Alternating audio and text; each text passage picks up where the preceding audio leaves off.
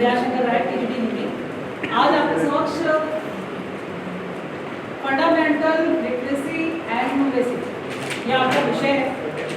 हिंदी में बताया जाए तो एक सकारात्मक साक्षरता और संख्यात्मक ये है, इस पे आज हम बात करेंगे।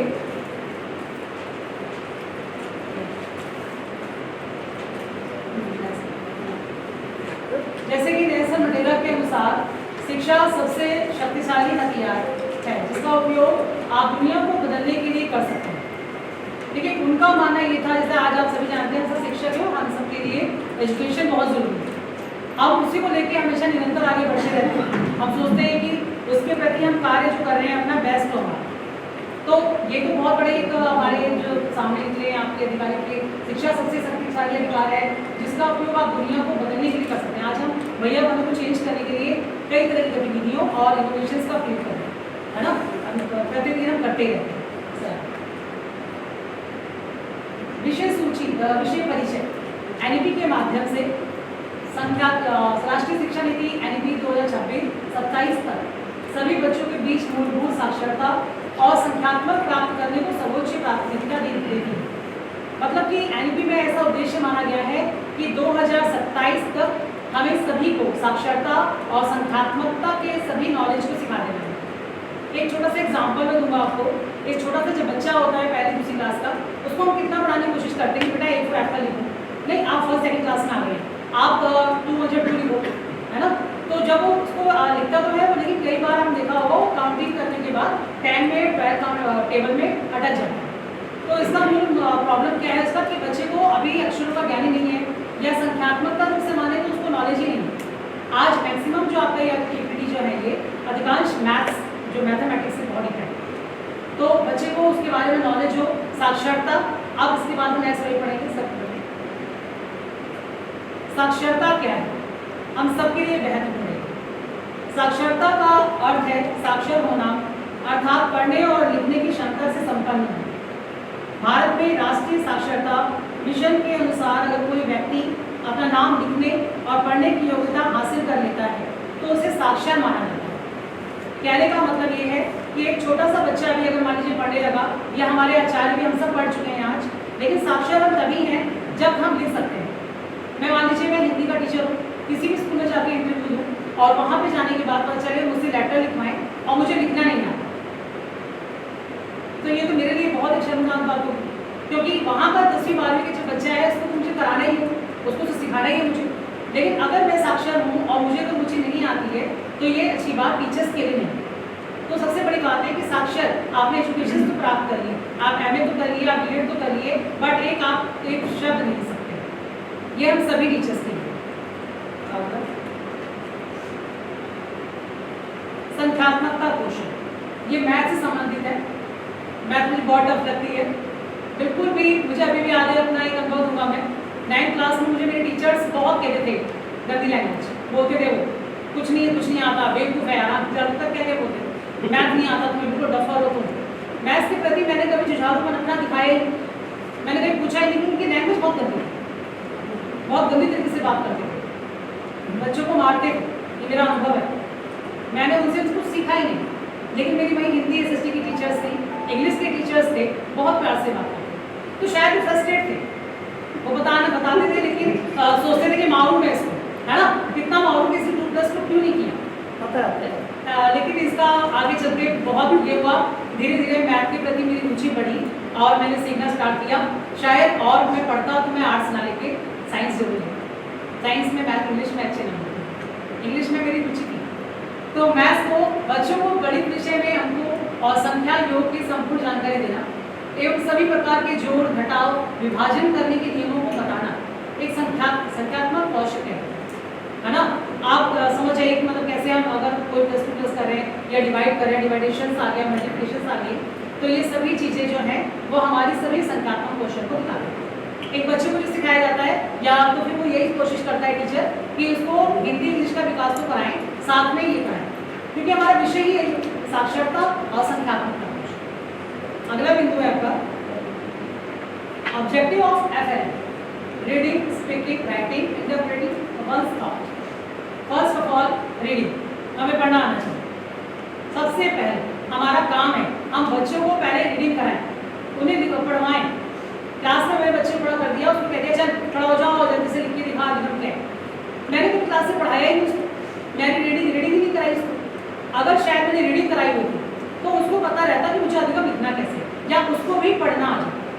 शब्दों को तोड़ तोड़ के जो बच्चा धीरे धीरे पढ़ता है वो दूसरी क्लास से थर्ड क्लास में आ सकता है।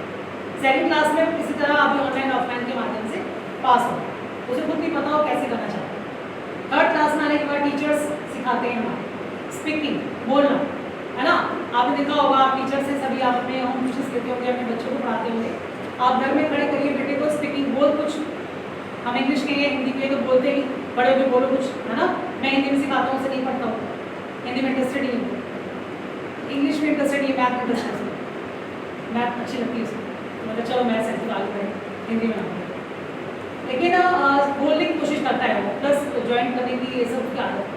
और इंग्लिश में मैं सोचता हूँ क्यों करें, तो हिंदी में क्योंकि मुझे लगता है मैं प्रिपेयर में करा दूँ, लेकिन वो कहता है पापा मैं कर लूँगा, और बाकी उसकी हिंदी में चलना। एक एग्जाम्पल का राइटिंग हम सभी के लिए महत्वपूर्ण है। बताना चाहती थी, मुझे को बताया भी कि मैम की क्लास है 7D, उनमें एक बच्चा है, मैम ने शायद कुछ लिखने के लिए दिया होगा उसे, एक 7D का ही बताते हैं, उसे लिखना ही नहीं आता है, हाँ जी एप्लीकेशन नहीं आती है, नाम ही लिख पा रहा है। तो ये हम सबके लिए बहुत बहुत बड़ी बात है। हम सभी टीचर्स को मतलब वो बच्चा लिख नहीं पा रहा है कि प्रॉब्लम क्या है, क्योंकि पहले से ही उसका साक्षरता और संख्यात्मक कौशल कंप्लीट है ही नहीं, वो कर ही नहीं पा रहा है उस चीज़ को, बच्चा समझ ही नहीं पा रहा है। मैंने पढ़ा तो दिया उसको कि मेरा परिचय लिखना है, सारे बच्चों के साथ कॉपी चेकिंग तो हो गई, लेकिन मैंने उसके अशुद्धियों को ध्यान रखा या अदर्स टीचर ध्यान रखा, तो बच्चा लिख नहीं पा। शायद मैं 4th क्लास में ही बोला होता कि पूरी क्लास के बच्चे 1 by 1 दूर दूर बैठ के मुझे एप्लीकेशन लिखने जाएंगे, एक आध बच्चे निकलता, 10-12 बच्चे निकलते, लेकिन उनका ही मेडिकल क्लास लेकर मैं उन बच्चों को प्रिपेयर कर सकती, लेकिन वो बच्चे इस चीज़ को करते ही छोड़ देते, लिखते नहीं। तो एक बहुत महत्वपूर्ण सर ने एग्जाम्पल बताया, लेकिन मैम की क्लास ही नहीं, हमारा पूरा विद्यालय के सभी आचार्य की समस्या है कि हमें बताते हैं वो 11वीं 12वीं में मेरे से पढ़ती गए हैं, मैम से पढ़ रहे हैं, 9वीं में आने के बाद भी लेटर नहीं लिख पा रहे हैं। कारण ये है क्योंकि हमने 6ठी क्लास में तो ध्यान दिया, अब हम दे रहे हैं बहुत अच्छा है, लेकिन फिर से ही प्रिपेयर नहीं किया है, उसने यहाँ से आने बाद मिस्टेक की है। आज हमारी वर्कशॉप थी राजी के द्वारा, तो राजी ने मुझे नीचे इंग्लिश में लगवाया था दीपक जी के साथ, सर ने इंग्लिश पढ़ाई बगल वाली क्लास से, मैंने हिंदी पढ़ा, तो बहुत अच्छे बच्चों ने तो इतना सुंदर लिखा, शायद उनकी माता पिता भी इस तरह लिखते ही नहीं, अब सिखाया भी है उन्होंने, तो बच्चे ने अपना नाम गुंजन गंगा बहुत सुंदर लिखा। लेकिन एक 7वीं क्लास का बच्चा देश लिख रहा है, और देश को एकदम छोटा कर दिया उसने, इतना छोटा, सॉरी 7वीं में नहीं 9th क्लास का था, बालिका विद्या मंदिर से। मैंने बोला बच्चे आप बेटा बालिका विद्या मंदिर से आए हैं, आप 9th के बच्चे हैं, वो भी 9th की लड़की है, 6 लड़का, उसने इतना जबरदस्त गुंजन लिखा है, आप देश कैसे लिख पा रहे हो? क्या आपके माता पिता ने या आपने कभी पढ़ने का कोशिश नहीं किया? उसने यही बताया सर ऑनलाइन माध्यम से मैंने पढ़ाई की थी, मैंने ऑफलाइन से पढ़ाई नहीं करी, और जब मैं टीचर्स मेरी पढ़ाती थी मुझे तो पीछे जाके बैठता था, क्योंकि उसका कारण था तो कभी कॉपी चेकिंग नहीं कराई, और मैम भी थी तो वो कहती थी ठीक है इसको इम्प्रूव करना हो, आज भी इम्प्रूव ही हो रहा है, आज आप और हम सब इम्प्रूव ही करवा रहे हैं, है ना। तो बच्चा उसमें दिक्कत कर रहा है। ये FLN क्या है ये तो बताइए सर, ये फंडामेंटल लिटरेसी एंड न्यूमरेसी है इसका। ठीक है।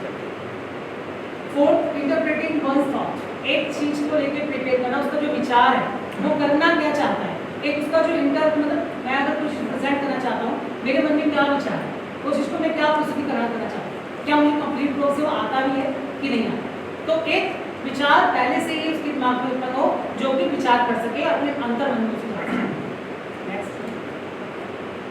Nature of FLN, competent in counting, second understanding about numbers, third development of number sense, and fourth is development of mathematical thinking. Fourth option sir जो चारों ऑप्शंस हैं teachers, पहला वाला है competent in counting, उसको कंप्लीट रूप से गिनती करना आ जाए, नॉलेज हो जाए, 3rd क्लास का ही बच्चा है, हम ज़्यादा आगे नहीं पढ़ेंगे क्योंकि हमारे पास फंडामेंटल जो है अभी लिटरेसी 3rd क्लास के लिए हम उसको प्रिपेयर करें, 2026 तक और 2027 तक पूरी तरह से प्रिपेयर हो जाए, उसे आ जाए। तो आज बच्चा क्या करता है कि उसको नॉलेज है बहुत अच्छी, तो हर प्रकार की वो गिनतियों को लिख सकता है, एडिशनल, सब्ट्रैक्शन, मल्टीप्लिकेशन, अभी हम आगे आपको एग्जाम्पल्स के दिखाएंगे। ये सब कुछ मैथ से संबंधित। सेकेंड है अंडरस्टैंडिंग अबाउट नंबर्स, बच्चा उस चीज को समझ सके, नंबरों को समझ सके, है ना। हम 4th क्लास के में आपको एग्जाम्पल्स बताऊंगा। 4th क्लास में भी ऐसा होता था कि कभी कभार हम लोग जो सामने मैम ने लिख दिया वो मैंने लिख दिया, बगल वाले फ्रेंड ने लिख दिया, कॉपी चेक कराई, काम करता। मतलब क्या करता था, मैं कॉपी करता था, किसने कहा जो मैथ से क्वेश्चंस कराए वो मैं कर लेता हूँ और काम करता हूँ, मतलब उसको लिख के और आंसर मेरा जो करेक्ट है। लेकिन जब मेरे टीचर्स ने दिया कि चलो तुम लिखाओ x प्लस जो भी है a square plus b square के एग्जाम्पल सब लिखाओ, लेकिन मैं बीच में हार जाता। क्यों? क्योंकि मुझे स्टार्टिंग में मुझे पता मुझे करना कैसे उसको, इवन एक बार टीचर ने बताया मुझे समझ आया, लेकिन तीसरी बार टीचर ने बिगाड़ दिया। तो मैथ्स के प्रति एकदम जो मेरा मन था वो डेवलप नहीं। आज मैं सोचता हूँ कि मैं मतलब करूँ, लेकिन क्या करूँ, लेकिन समझ ही नहीं आता। तो मैं अपने टीचर से और कहीं ना कहीं से पता करता। यही सेम थिंग बच्चे के अंदर भी। बच्चा क्या करता है, आपसे पूछेगा, अपने फ्रेंड से पूछेगा, आपने तीसरी बार डांट दिया तो वो हट जाएगा। सब एग्जाम्पल्स कहना नहीं चाहता, लेकिन मैं कहूँगा जरूर। हमारे टीचर्स बहुत अच्छा पढ़ाते हैं, आप सभी इतने विद्वान हैं। आप लोगों को देख के मुझे बहुत अच्छा लगता है, ये नहीं कि आप सभी इतनी मेहनत करते हैं और आप लोगों को देख के मैं इंस्पायर हूँ। लेकिन कुछ टीचर्स हमारे ऐसे हैं जो जबरदस्त जब बच्चों को डांटते हैं ना, वो बच्चा कहता है कि सर मैंने उनसे ये पूछा, उन्होंने मुझे डांट के भगा दिया। सर जब आप डांट के भगा देंगे तो बच्चे सीखेंगे, मैम जब आप डांट के भगा देंगे तो बच्चे सीखेंगे। कोई परिभाषा पूछी, कोई व्याख्या पूछी, लेकिन कोई जवाब ही नहीं आ रहा है, हटा दिया जाता है, तो बच्चा कंप्लेन कर रहा है कि सर पेपर मुझे आता तो है लिखना, लेकिन एक बार शायद तो समझा देती तो आ जाए, मैं समझा देता तो आ जाए, लेकिन टीचर ने बताया। तो बच्चे का विकास रुक रहा है, अवरुद्ध हो रहा है बच्चा बढ़ नहीं रहा। हम टीचर्स हैं, मेरी कमियां हैं, उसको मैं ठीक करूं। बच्चों को डांट के ठीक करने का कोई अधिकार मेरा नहीं है, उसे सिखाना जरूरी है। शायद उसको मैं सिखा दूँ तो कल उसको भी पता रहे, हाँ भाई मुझे उस सर ने या मैम ने सिखाया, है ना। हम बहुत अच्छा पढ़ाते हैं, बहुत अच्छी गतिविधियाँ हैं हमारे अंदर, कई तरह की एक्टिविटीज़ कराते हैं। थोड़ा सा हमें और उसको आगे बढ़ाना चाहिए और समझाना चाहिए। Third, development number sense, right.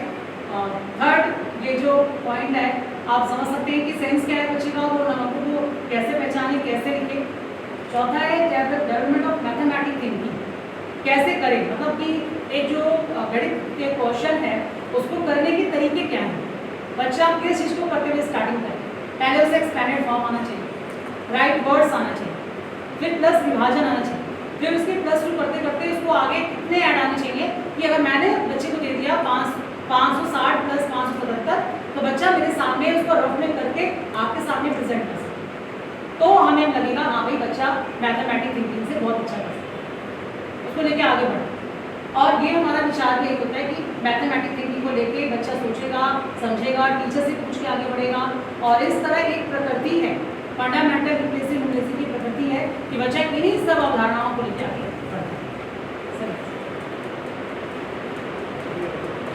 ये मैंने अभी आपको बताया, आपको भी सब कुछ बताइए। 4 टर्म्स, फंडामेंटल्स, लिटरेसी, डिफेंस।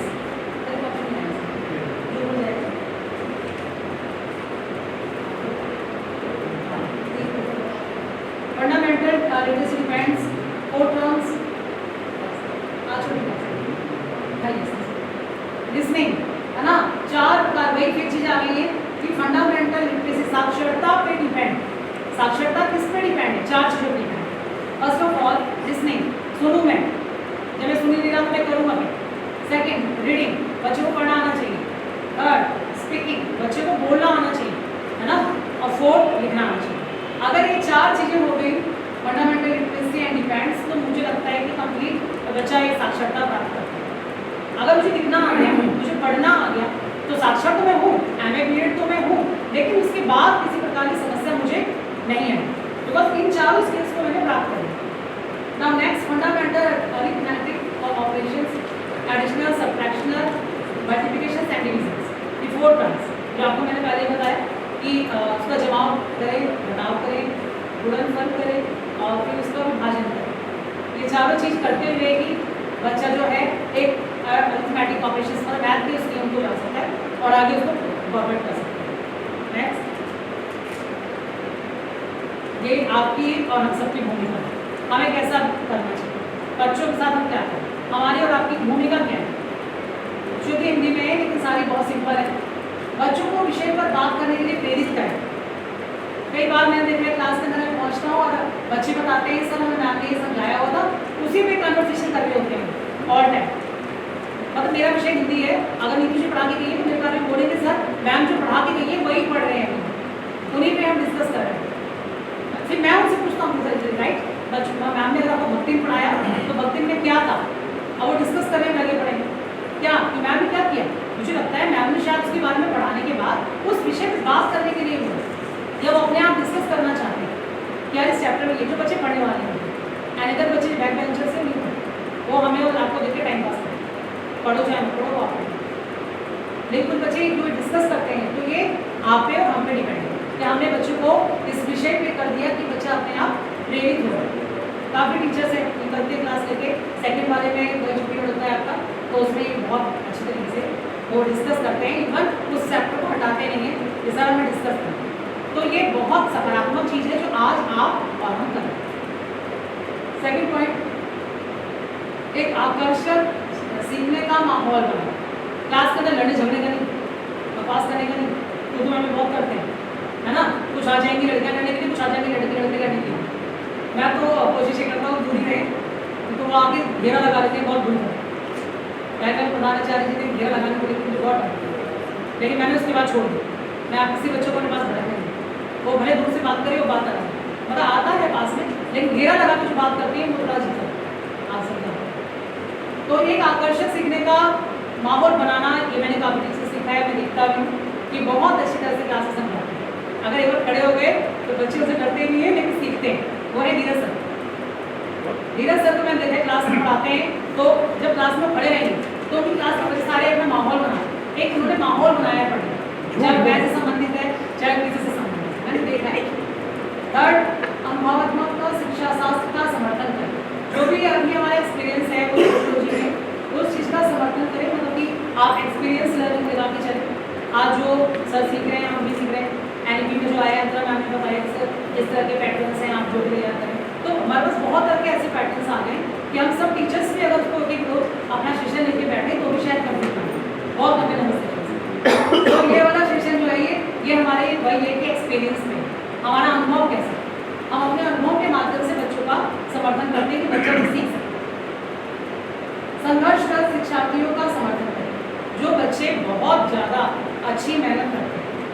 आप सभी भी जानते हैं कि वो क्लास के अंदर फर्स्ट आते हैं, उनका नंबर बहुत ज़बरदस्त आते हैं, पीछे नहीं होते हैं वो। तो ऐसे जो स्ट्रगल करने वाले बच्चे हैं उनको आप आगे निकालें। फिर 100% क्लास होती है हमारी, एग्जाम्पल दे रहा हूँ, वही बात है कि 50% हमारे कुछ बच्चे 30-40% बहुत अच्छे होते हैं और 20% बेकार होते हैं, बाकी कुछ बच्चे एवरेज होते हैं। तो इसमें हम संख्या बढ़ा सकते हैं। जो स्ट्रगल कर रहा है, शायद वो स्ट्रगल कर रहा है, उसके साथ वाला लड़का बेवकूफ़ बैठा है, अगर हम उसको इवन ये कहें बेटा ने बहुत अच्छे नंबर लेके आता है, वो 10 में 10 लेके आता है, तो मुझे लगता है जो बेवकूफ़ है वो भी शायद मेहनत करे, वो भी स्ट्रगल में है। तो ऐसे शिक्षार्थी का समर्थन हम करें, हमें कराना चाहिए कि बच्चा उसमें आगे।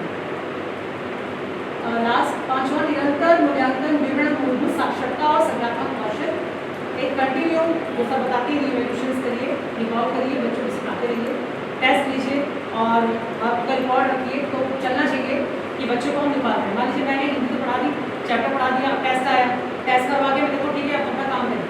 लेकिन अगर मुझे क्लास के अंदर एक पेज राइटिंग करने के लिए बोल दिया तो वो लेख अपना अच्छा करेंगे, अशुद्धियों का विशेष ध्यान रखेंगे और मूल क्वेश्चन सबसे बड़ी बात तो ये है कि उन्हें लिखना आ जाए।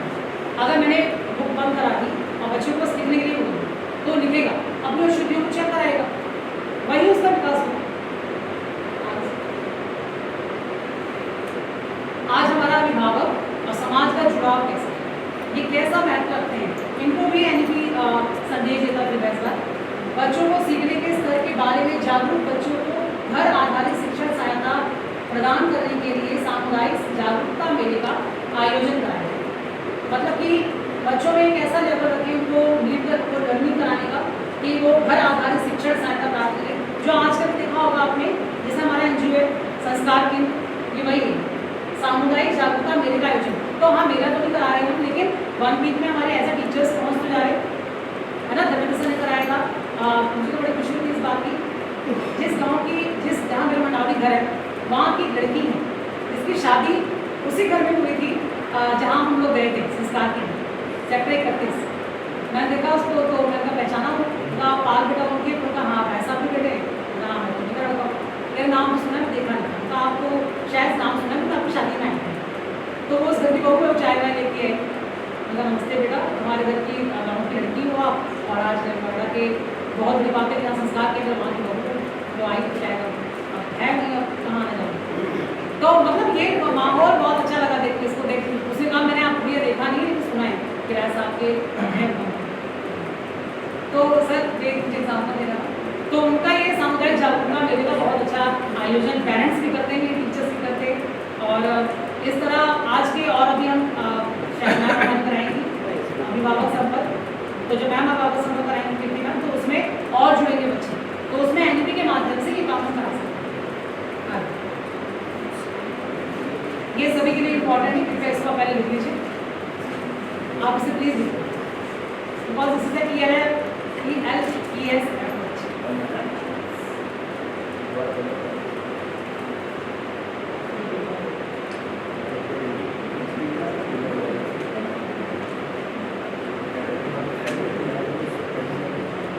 दया जी चाय के साथ बिस्किट भी आए थे कि नहीं?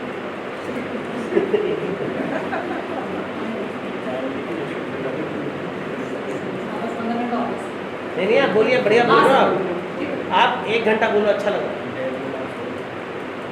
ELPS अप्रोच आप समझ लीजिए, पहला है कि एक्सपीरियंस विद फिजिकल ऑब्जेक्ट, ये बहुत पता है ये ना, अगर यूट्यूब होता अगर कुछ तो उसके माध्यम से दिखाता, बट मैंने हाँ पीपीटी इसको मैंने बोला कि इसमें ना एक्सपीरियंस विद फिजिकल ऑब्जेक्ट है। मैंने बच्चे को एक बॉक्स दिया, कुछ खिलौने डाल दिए उसके 3-4 है ना सर।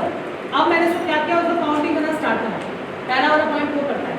जब मैंने उसको काउंटिंग करना स्टार्ट किया, second point L spoken language that describe the experience, spoken language के बोलने का जो तरीका है वो जो है चेंज है, द एक्सपीरियंस मतलब देखा उसने वो बोल है सर, मैंने 4 बोल पाए उस वजह से, बिकॉज फिजिकल ऑब्जेक्ट उसे उठाने के बाद, एक ऑब्जेक्ट उठाने के बाद वो बोलने का तरीका पहचान।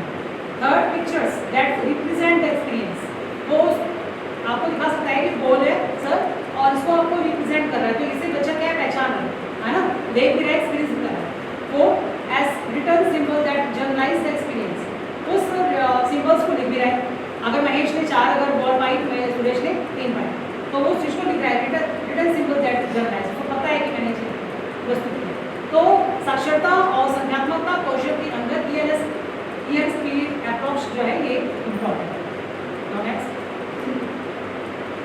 ये एक तरह से आपको बताना था, need of fundamental literacy and knowledge, हालांकि मैं तो उसका कुछ मतलब समझ गया था, लेकिन मैंने कहा फिर एक बार जो आपको दिखाने का मन नहीं था, लेकिन फिर मैंने बताया था।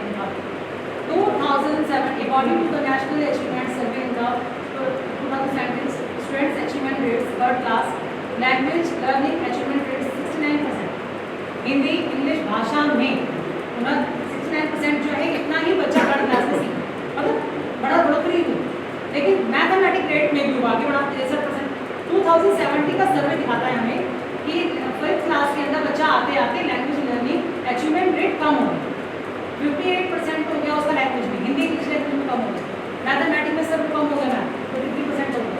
कारण क्या रहा इसका, क्योंकि बच्चा वहाँ सीख रहा था, एनईपी अब आया है ना, तो 2070 के अकॉर्डिंग बच्चा डाउन होता चला। लेकिन मैंने क्या किया, हमारा विद्यालय तो 6, 7, 8, 9, 10 आपने एग्जाम को ले लिए थर्ड और सर थर्ड फ्लोर के इसलिए क्योंकि अचीवमेंट लेवल्स का अचीवमेंट नेट पे यही थर्ड क्लास के ठीक है ना। तो अब वही है, ये 2017 का सर्वे था, उसके अकॉर्डिंग थर्ड और फिफ्थ टेंथ तो बच्चे के अंदर घटावा है। अब शायद मुझे लगता है आपके और हम सबके पढ़ाने से जो बच्चे हमारे 6th में आ रहे हैं एनईपी जोड़ने से, अभी एयरफोर्स की बुक्स आई हैं स्कूलों में, उनके में एनईपी आ गई, एनईपी बेस्ड बुक्स हैं, हिंदी इंग्लिश मैथ साइंस जो है उसमें एनईपी 2020 लिखा हुआ है, चैप्टर्स जो है सारे एनईपी से संबंधित, पहले से फॉर्मेट तय हो गया है। आज मैं 6ठी क्लास में बसंती पढ़ा रहा हूँ, 11th क्लास में अंतराई पढ़ा रहा हूँ, उन्हीं लोगों को पढ़ा रहे हैं, लेकिन कोई क्राइटेरिया नहीं है कि एनईपी से कैसे जुड़ा। लेकिन एयरफोर्स और भी स्कूल्स हैं उन्होंने सब पहले से ही पुटअप कर दिया, उसको दिखा रहे हैं, उसके साथ चैप्टर्स बांध दिए, बच्चा उसके अंदर क्या क्या सीखता था आपको बताइए, लिसनिंग है, ग्रामर है, शब्दार्थ है, बहुत तरह की चीज़ें हैं, वो सारी चीज़ें जो है वो आ चुकी हैं, बच्चा उसके माध्यम से सिखाया जा रहा है। तो ये क्या है, अभी तो मैं सोच रहा था कि हम सोचते थे चैप्टर्स करा दिए, एक्स्ट्रा कुछ करा दिए, खत्म ग्रामर कर दिए, लेकिन आप सारे स्किल्स दे दिए, लिसनिंग ग्रामर रीडिंग सबके पोर्शन आ गए, ये एनईपी की जो हमें बहुत ब्रॉड रूप से दिखाते जा रहे हैं। ठीक है सर, ओके।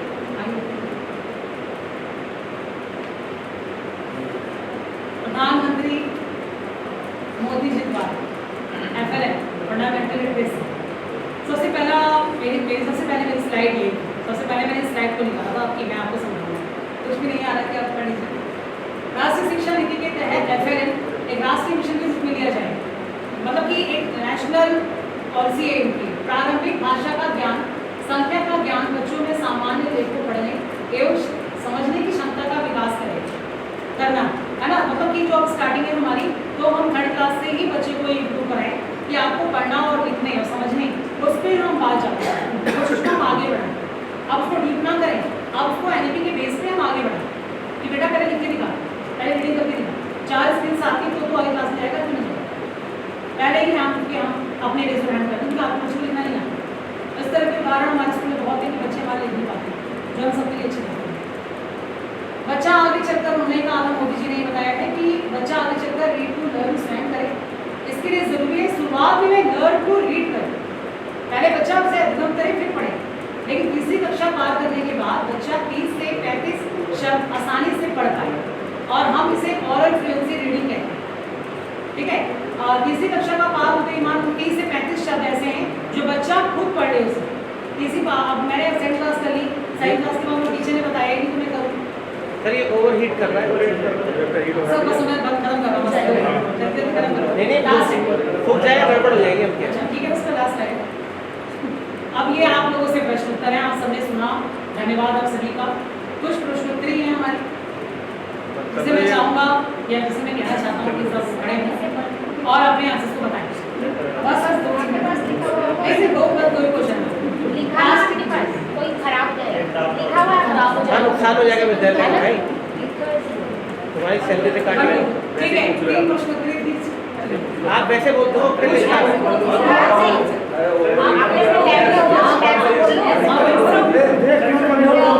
अरे बंद करो यार। हाँ सर, अब 2 सेकंड यस कर दो यार, बड़े बढ़िया से उठ के आ जाओ।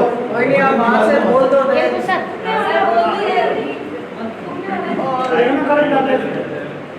मुझे बहुत चिंता थी आज कि मेरा पीछे चले गया, सारा PPT चल गया, बहुत ज़्यादा।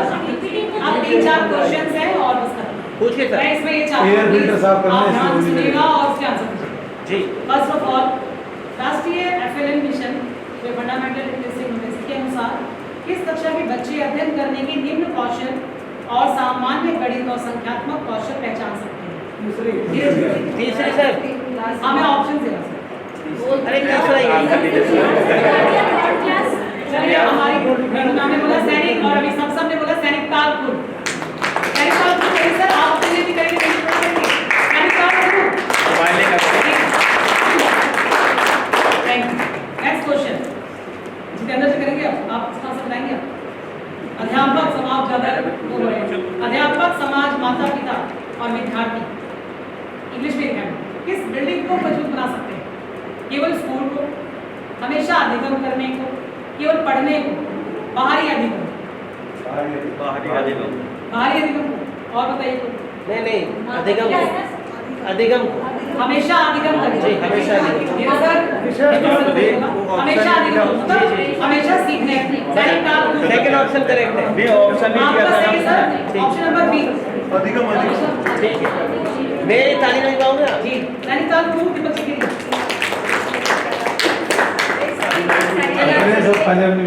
भाई अब आपका भी कर रहे हैं। लास्ट 2 क्वेश्चन है आपको। NEP 220 के अनुसार गणितीय और संख्यात्मक कौशल से बच्चे क्या सीख सकते हैं? जोड़ना, घटाना, भाग करना, गुणा करना, प्रश्न हल करना, पढ़ना और लिखना, गाना और नृत्य। प्रश्न हल करना, प्रश्न हल करना, प्रश्न हल करना, और बताइए। ऑप्शन सुनाई दिए। आप सुनिए, आपको ऑप्शन ही गलत है, बेचारे। ऑप्शन है 4 है। ऑप्शन चला सीखना, प्रश्न हल करना, पढ़ना और लिखना, गाना और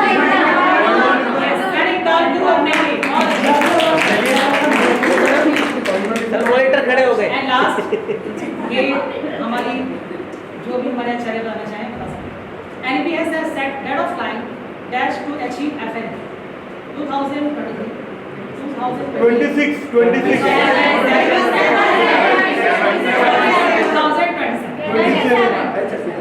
धन्यवाद। दया जी का बहुत बहुत धन्यवाद अपने विचार प्रकट करने के लिए। और उन्होंने एनईपी बेस्ड जो फंडामेंटल लिटरेसी और न्यूमरेसी के बारे में हमें बताया। उससे हमें काफ़ी नई चीज़ों को पता लगा। काफ़ी ने सभी ने जो है अनुशासन के साथ और बड़े ध्यान के साथ सुना